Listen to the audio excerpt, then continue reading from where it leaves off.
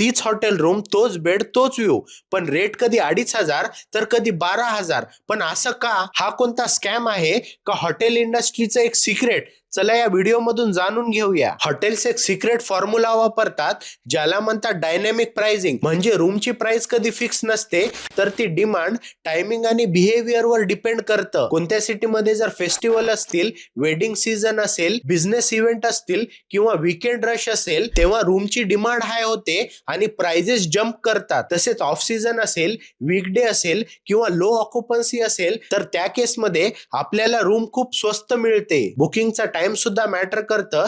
जर तुम्ही late night booking करत असाल तर तुम्हाला रूम स्वस्त मिळतात. तसेच सायंकाळी महाग आणि लास्ट मिनिट बुकिंग तर तुम्ही विचारूच नका. कधी कधी आपल्याला जॅकपॉट लागतं, कधी कधी एक डिझास्टर होतं. थोडक्यात सांगायचं तर हॉटेल प्राइस हे डेटावर चलतं, भावनेवर नाही. जर डिमांड जास्त असेल तर रूमची प्राइस महाग मिळेल आणि डिमांड कमी असेल तर त्याच रूमची प्राइस स्वस्त राहील. म्हणून पुढच्या वेळी हॉटेल बुकिंग करताना लक्षात ठेवा, तर हा प्राइस कधी रॅन्डम नसतो, हा प्युअर अल्गोरिदमचा गेम आहे.